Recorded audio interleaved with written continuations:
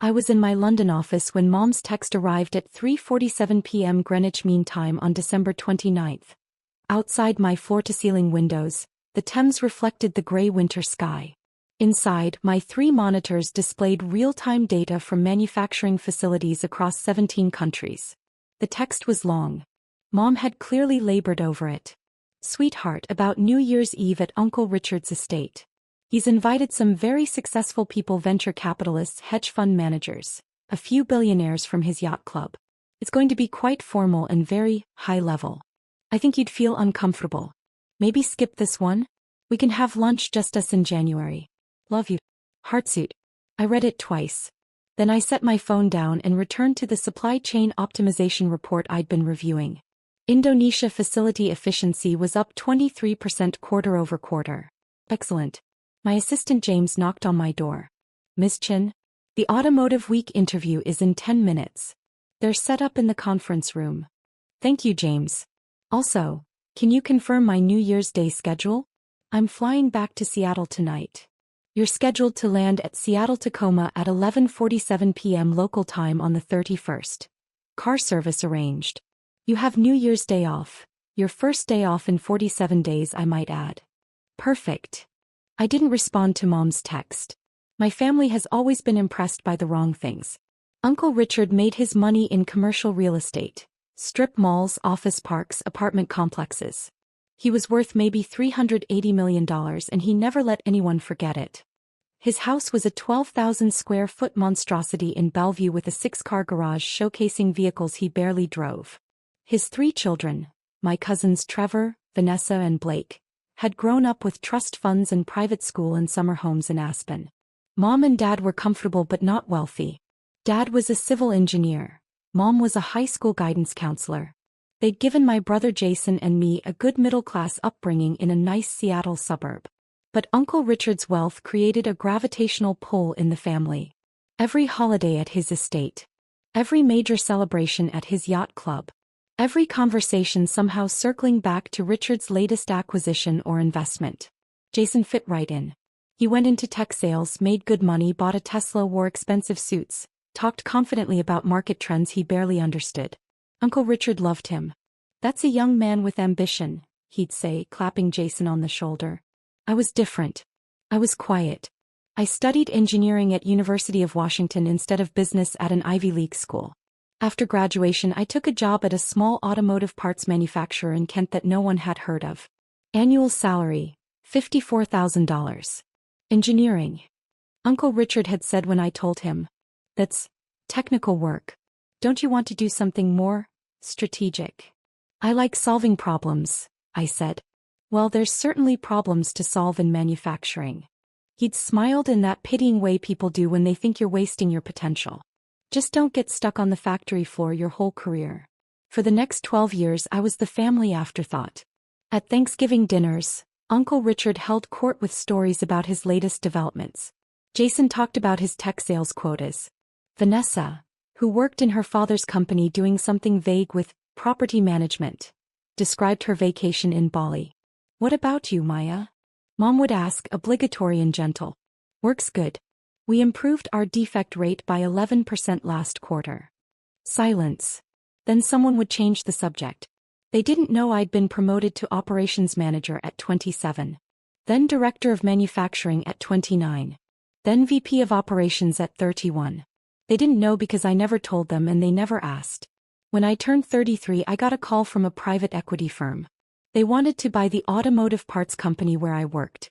The owner, a brilliant engineer named Tom Chin who'd become my mentor, was ready to retire. They're offering $247 million, Tom told me over coffee. The company's worth more, but I'm tired. I want to sell. What happens to the employees? I asked immediately. That's up to the buyers. Probably layoffs. Consolidation. That's how these things go. I spent that night running numbers. Looking at my savings, $340,000 accumulated over 12 years of living modestly and investing aggressively. Looking at the company's actual value based on our contracts, our patents, our growth trajectory. The company wasn't worth $247 million. It was worth $380 million minimum. Possibly $500 million if we expanded into electric vehicle components, which I'd been pushing for but Tom had resisted. Let me buy it, I told Tom the next morning. He laughed. Maya, you don't have $247 million. I can get it. He stopped laughing. I spent 3 weeks putting together the most aggressive pitch of my life. I approached manufacturing consortiums in Asia. I found a specialty lender who understood automotive supply chains. I structured a leveraged buyout that required me to put up every penny I had as collateral and take on $223 million in debt. On paper it was insane. But I knew the company's real value. I knew the EV market was about to explode. I knew I could triple revenue in 5 years. Tom sold me the company for $247 million. I took control with $340,000 of my own money and a terrifying amount of debt. My family knew none of this. Maya's still at that auto parts place, Mom told relatives. She's doing well. Some kind of management role. I renamed the company Zenith Automotive Systems. Then I got to work. First I fired no one. Every private equity firm that had bid on the company planned to cut 30 to 40% of staff. I kept everyone and told them exactly what we were going to do. Become the premier supplier of electric vehicle components in North America. I repositioned our entire manufacturing strategy. We already made precision parts for traditional vehicles. I retrofitted 3 facilities to produce EV battery housings, thermal management systems and power electronics components.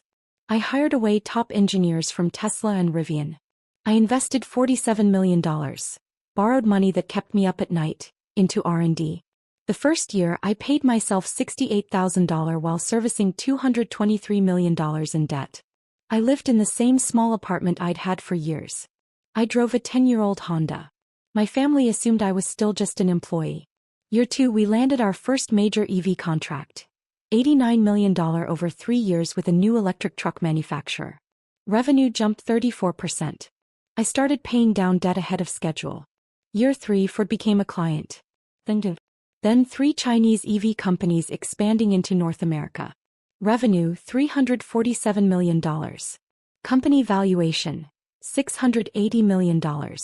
My equity 73%. I paid myself $120,000. Still lived in the same apartment. Still drove the Honda. Year 4 we acquired 2 smaller competitors. Now we had facilities in 7 states plus Mexico. Revenue $624 million. Valuation $1.2 billion. My equity stake worth approximately $876 million. I bought a modest house in Madison Park. Nice but not ostentatious. 3 bedrooms, 2,400 square feet, water view. $1.8 million. I paid cash to avoid a mortgage but told my family I was renting. Year 5 we went public. The IPO priced at $34 per share, valuing Zenith Automotive at $2.8 billion. My stake, 51.7%, worth $1.447 billion after dilution. Forbes called it the quietest billionaire-making IPO of the decade. Bloomberg added me to their billionaire index at #1-247. I was 38 years old. I still drove the Honda. At family dinners the conversation remained unchanged. Trevor just closed a $50 million development deal, Uncle Richard announced at Easter. That's my boy. Jason hit 140% of quota this year, Dad said proudly. Top performer in his region. What about you, Maya? Mom asked. Busy at work. We're expanding production capacity. Still at that parts company? Uncle Richard asked. You know, Trevor's firm is looking for property managers. It's not too late to transition into real estate. Much better money than manufacturing. I'm happy where I am. Well, that's what matters, I suppose. He turned back to Trevor. Tell everyone about the luxury condo project downtown. They had no idea I was worth more than all of them combined. December 20th, Uncle Richard sent a family group text. Big New Year's Eve bash at the estate this year. Pulling out all the stops. Dress code black tie. This is going to be the party of the year. Mom called me that evening. Are you coming to Uncle Richard's party? I'm in London until the 31st, but I can probably make it. Oh. Pause. Well, actually, honey, it might be better if you skip this one. Why? Richards invited some very high-level people. Billionaires from his yacht club. Some venture capital people. A few tech CEOs. It's going to be very, you know. No, I don't know. Well, the conversation will all be about big deals and investments, and you might feel out of place. You know how Richard gets with his wealthy friends. Lots of talk about money and success. I just don't want you to feel uncomfortable. I was literally reviewing a $340 million acquisition while she said this. On my screen, due diligence documents for a German automotive supplier we were buying to expand into the European market. I see, I said. It's not that we don't want you there, Mom continued quickly. It's just, Jason will be there with his new girlfriend who works in venture capital. Trevor and Vanessa will have their successful friends. Blake just got promoted to partner at his law firm. Everyone will be talking about money and deals and, you know, your work is important, but it's just different from what these people do. Different. You work so hard, honey. You're so good at what you do. But this crowd, they're just on a different level financially. I don't want you to spend New Year's Eve feeling less than. Why don't we do lunch on January 2nd instead? Just you and me. I looked at my Bloomberg terminal. Zenith Automotive stock had closed at $67.34. Up 3.2% on news of our German acquisition. My net worth had increased by $43 million that day. Sure, Mom. Let's do lunch. Oh good. I'm so glad you understand, sweetie. After we hung up, I sat in my London office for a long time, looking at the city lights reflecting off the Thames. Then I called James. Change of plans. I want to arrive in Seattle by 6 p.m. on December 31st, not midnight. And I need a car service to take me to an address in Bellevue that evening. New Year's Eve plans, Miss Chin? Something like that. I knew something my family didn't know. Bloomberg's Billionaire Index updates in real time, but they publish a comprehensive year-end rankings update at exactly midnight GMT on January 1st, which was 4 p.m. Pacific Time on December 31st. The update includes detailed profiles of new billionaires, significant wealth changes, and a searchable database. It gets picked up by every major business news outlet within minutes. This year's update would be particularly interesting because my wealth had increased dramatically in Q4. The German acquisition, a major new contract with Volkswagen, and strong stock performance had pushed my net worth from $1.447 billion to $2.13 billion. Bloomberg had contacted me in November for comment. I'd given them a brief statement and a professional photo. They'd mentioned the update would go live on New Year's Eve. I'd said nothing to my family. I landed in Seattle at 5:47 p.m. on December 31st. My driver, a professional from the service I used for business travel, took me directly to Uncle Richard's estate in Bellevue. I was wearing what I always wore. Simple black dress, minimal jewelry, low heels. My only concession to black tie was that the dress was designer. Armani. $3,400. But it looked like something I could have bought at Nordstrom for $400. I arrived at 7:23 p.m. The circular driveway was packed with luxury vehicles.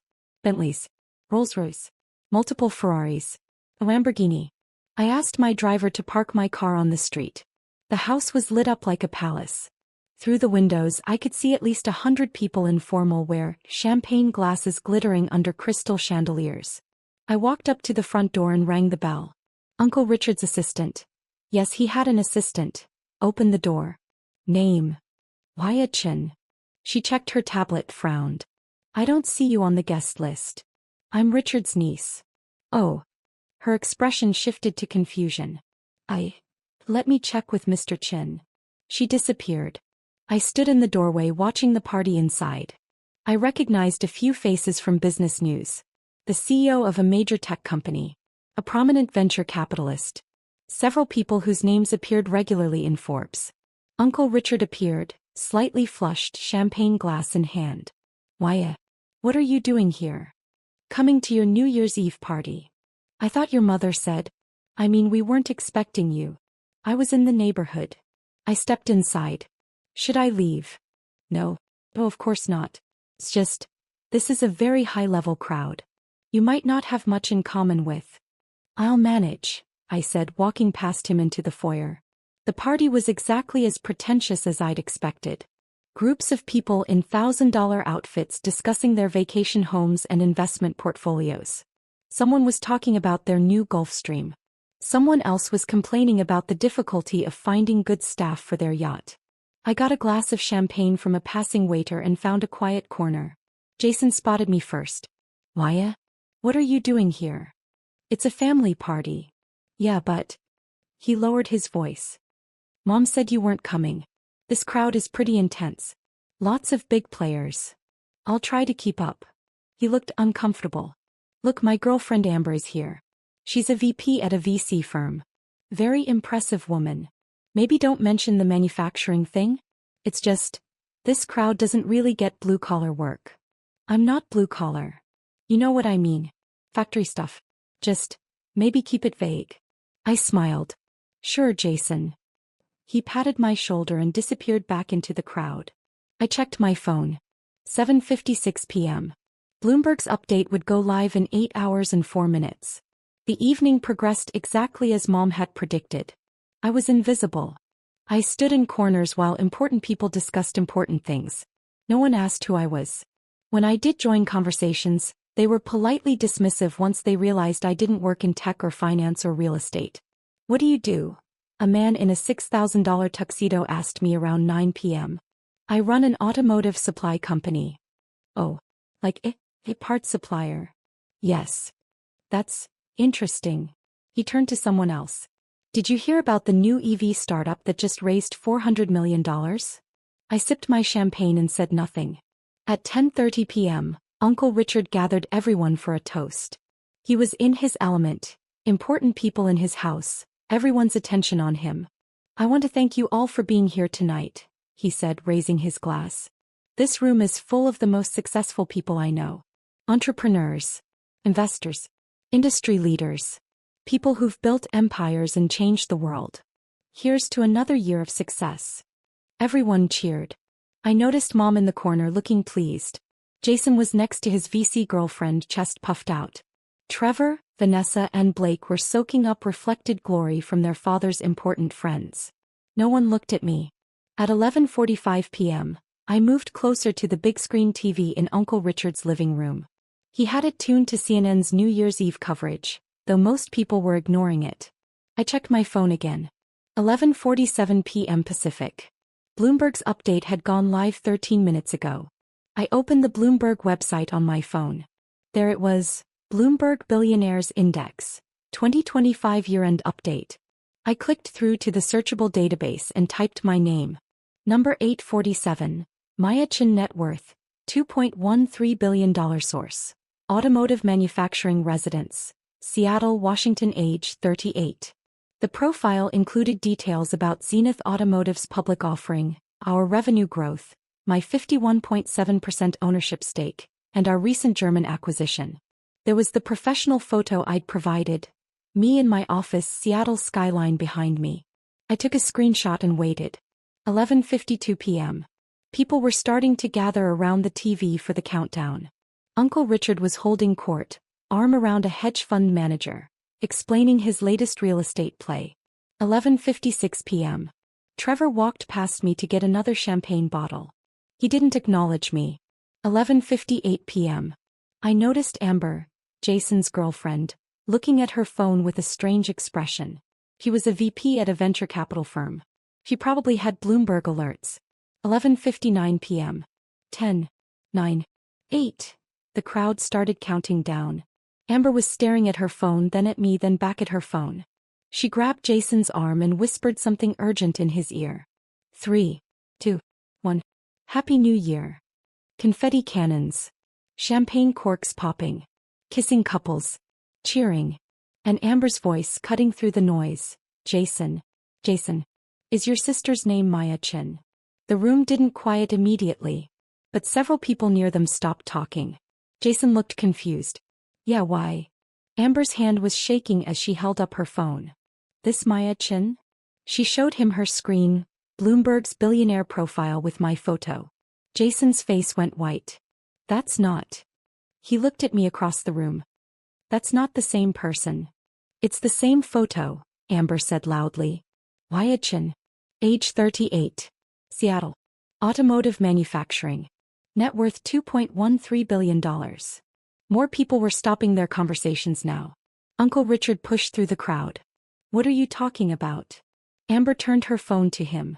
Bloomberg just updated their billionaire index. Myachin. Ranked number 847. Worth $2.13 billion. Uncle Richard stared at the screen. Then at me. This is a different Myachin. There are lots of Chens. It's the same person, Dad, Trevor said quietly. He was holding up his own phone. Look at the photo. That's her. The room was silent now except for the TV still playing New Year's coverage. Uncle Richard walked slowly across the room to me. Why, hi, Uncle Richard. Great party. This says you're worth over $2 billion. $2.13 billion as of market close yesterday.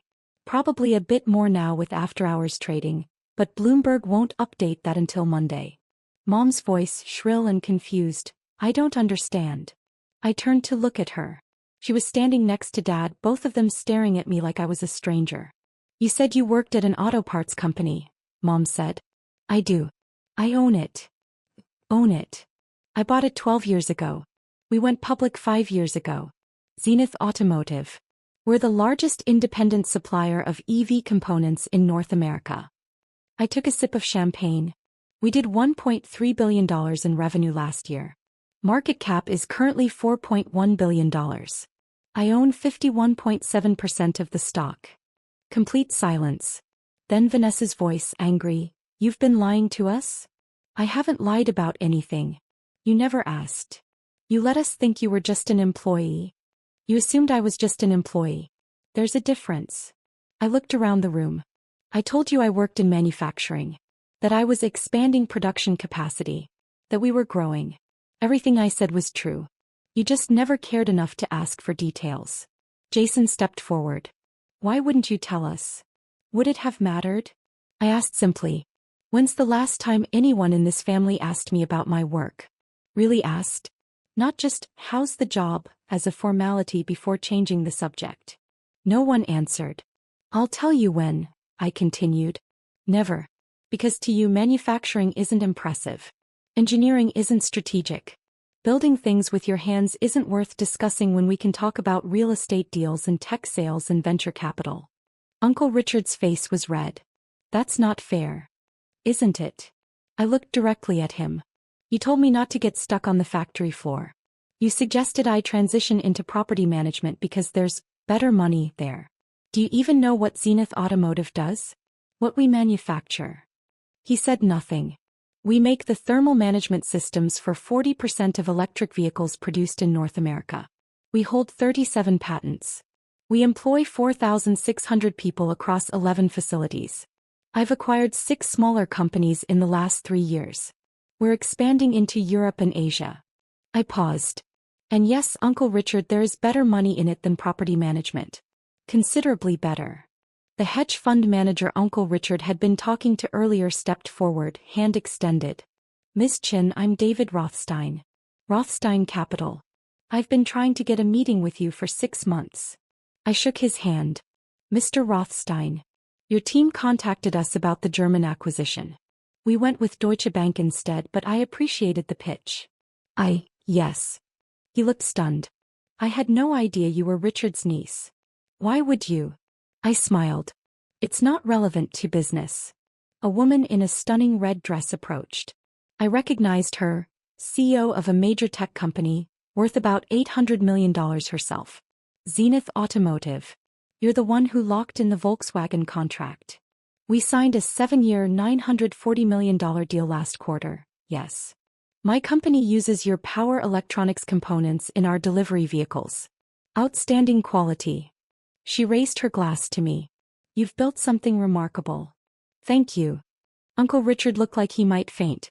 You're worth more than me. Quite a bit more, actually. Mom sat down heavily on a couch. I told you not to come because you'd feel out of place with billionaires. I know, Mom. You are a billionaire. Yes. Since when? Since the IPO 5 years ago. I've been hovering between $1.40 and $2.2 billion depending on stock performance. Dad finally spoke, his voice quiet. Why didn't you tell us? I looked at him for a long moment. Would you have believed me? Or would you have thought I was exaggerating? Making myself sound more important than I was. I set down my champagne glass. You've spent my entire adult life being more impressed by Jason's sales quotas than by anything I've accomplished. You've spent every family gathering celebrating Uncle Richard's strip malls and Trevor's mediocre property development projects. You've never once asked me to explain what I actually do. Not once. That's not true, Mom started. Mom, you told me not to come tonight because I'd feel uncomfortable around successful people. I let that sink in. I spent the evening being ignored by people who would have killed for an introduction if they'd known who I was. I watched Uncle Richard brag about his real estate portfolio to a room full of people, half of whom are worth more than him. I listened to Trevor talk about his $50 million development deal like it was a major accomplishment. I paused. I acquired a company for $340 million last month. It barely made the news because it's just normal business for us now.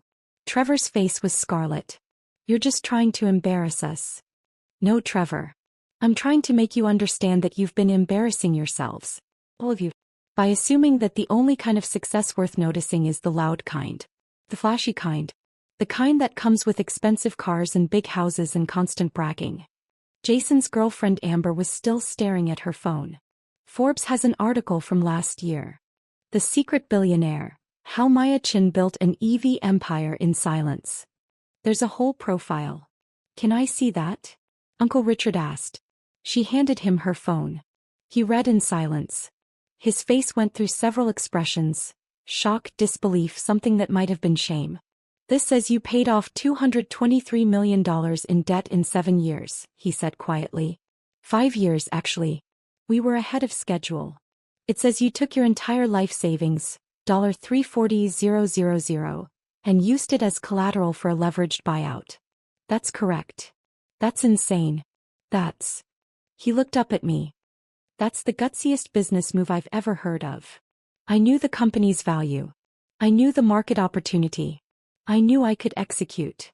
And you did all this without telling anyone? Without asking for help. Who would I have asked? I said simply, You thought I was wasting my time in manufacturing. You told me to get into real estate.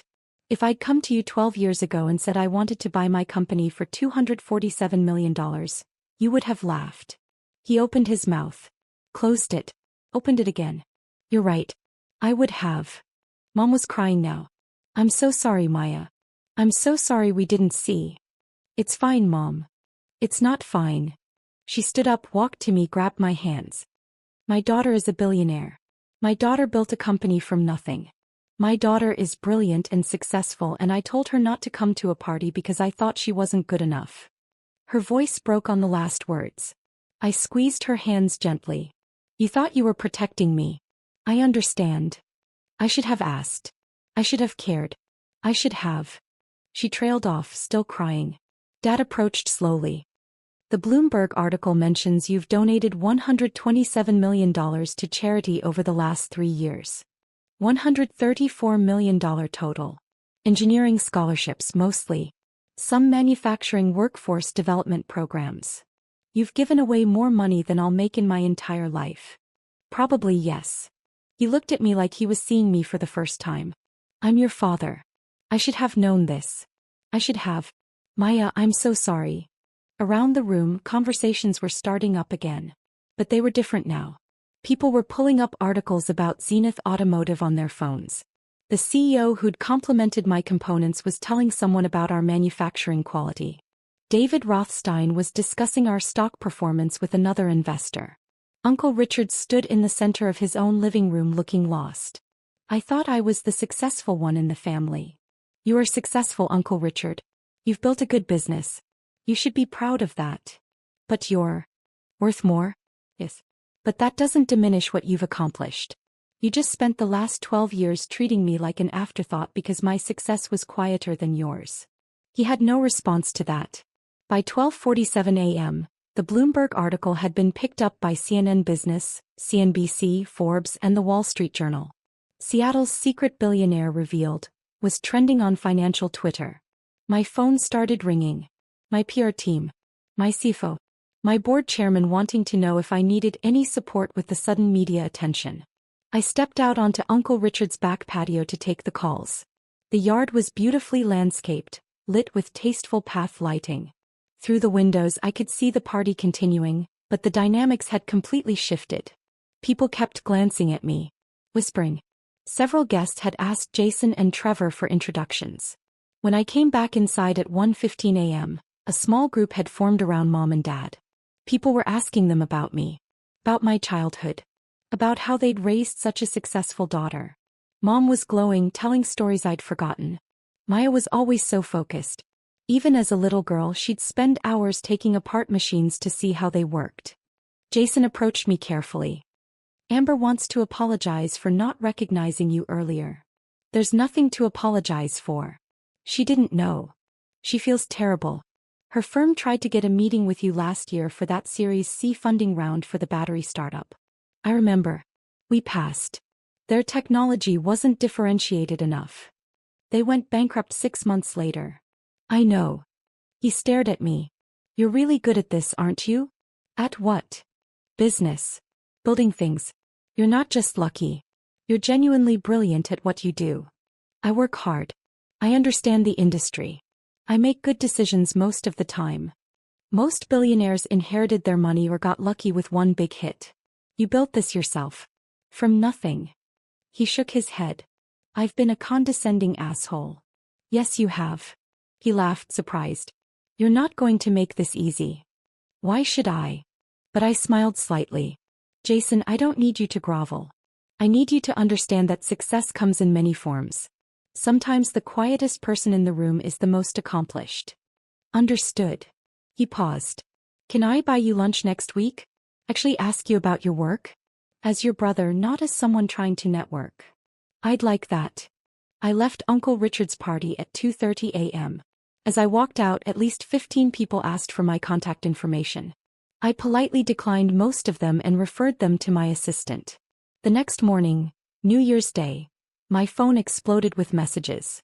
Uncle Richard, hiya, I owe you a genuine apology. Can we have coffee? I'd like to understand what you've built. Really understand it. Trevor, I've been reading about Zenith all morning.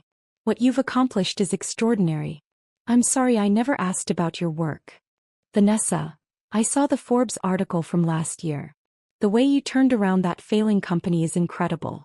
Can we talk? I'd love to hear the real story. Blake, I had no idea. None of us did. That's on us, not you. I'm sorry we were so blind. Mom called at 10:47 a.m. Honey, I couldn't sleep. I spent all night reading articles about you. About your company. About what you've built. He was crying again. I'm so proud of you. And I'm so ashamed it took a Bloomberg article for me to see what was right in front of me. Mom. No, let me say this. You're brilliant. You're accomplished. You've built something remarkable. And I spent years treating your work like it was a hobby compared to Jason's sales job. I was a terrible mother. You weren't terrible. You were just focused on the wrong things. That's the same as being terrible. She took a shaky breath. Can you forgive me? There's nothing to forgive. You didn't know because I didn't tell you. I should have asked. That's the point. I should have cared enough to ask. We talked for an hour. Really talked. I explained the leveraged buyout, the years of brutal work, the strategic decisions that had paid off, the risks that had kept me up at night. She listened to every word. You're going to be insufferable now, aren't you? I asked when we were wrapping up. Telling everyone your daughter is a billionaire? Absolutely. She laughed through her tears. I've earned the right to brag after missing it for 12 years. January 2nd, I had lunch with Mom as planned. Just us. We talked about Zenith's expansion plans, my goals for the company, the challenges of being a public company CEO. She asked real questions. She took notes. She wanted to understand. January 15th, Uncle Richard came to visit Zenith's headquarters. I gave him a full tour. The manufacturing floor, the R&D labs, the quality control systems. He asked intelligent questions. He was genuinely impressed, not just because of the money but because of what we'd built. I've been in business 40 years, he said as we stood in front of a wall displaying our patents. I thought I understood success. But this, what you've built, it's on another level. Different level, I corrected. Not better or worse. Just different. No, Maya. It's better. You've built something that matters. That employs thousands of people. That's driving innovation in an industry that's changing the world. He looked at me. I wasted 12 years dismissing you because I was too arrogant to see past my own definition of success. February brought family dinners with a new dynamic. People asked me about work. Really asked. They wanted to hear about the Volkswagen contract, the German acquisition, our expansion plans in Asia. Jason brought Amber to several dinners. He and I became friends. Her VC firm eventually partnered with Zenith on a battery technology startup we were investing in. Good business for both of us. Trevor started asking me for business advice. Not to network. Not to use me. Just because he genuinely wanted to learn from someone who'd built something from scratch. Dad framed the Bloomberg article and hung it in his office. Proud of my daughter, he told everyone who visited. Mom started a scholarship fund for women in engineering in my name. She seeded it with $50,000 of her own money. I matched it with $5 million. The media attention eventually died down, which I appreciated. I went back to running my company, which was what I actually cared about. But the family dynamic never went back to what it was. In June, Uncle Richard invited me to his yacht club for lunch. Some of the people from New Year's Eve will be there, he warned. Is that okay? It's fine. We arrived to find a small gathering on the deck overlooking the water. The hedge fund manager. The tech CEO. A few venture capitalists I'd met that night. Paya. David Rothstein stood up when I arrived. I've been trying to get another meeting with you for months. Your assistant scheduled something for July, I said, shaking his hand. 3 months out. Your team is very protective of your time. I run a $4.1 billion company. My time is limited. He laughed. Fair enough. The tech CEO pulled me aside. I wanted to thank you. The components we get from Zenith have been flawless. Our vehicle production has increased by 19% since we switched suppliers. That's good to hear. Quality is everything. I'm telling everyone who'll listen. You've built something special. Uncle Richard found me at the end of lunch. This is surreal. You're the most important person here. I'm just me, Uncle Richard. I was always just me. You just didn't notice. He smiled sadly. I noticed. I just didn't understand. There's a difference. As I drove home that evening, still in my Honda, which I kept for sentimental reasons despite now owning a Tesla and a Porsche I rarely drove, I thought about Mom's text from December 29th. New Year's Eve is high net worth only. You'd feel out of place. She'd been right in a way. I had felt out of place. Not because I wasn't wealthy enough, but because I'd spent 12 years being invisible to people who should have seen me. Being dismissed by people who should have celebrated me. Being treated as less than by the very people who should have known better. The Bloomberg article hadn't changed who I was.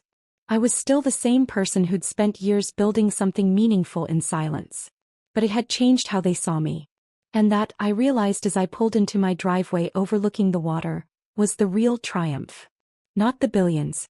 Not the recognition. But forcing the people who'd dismissed me to finally see what had been there all along.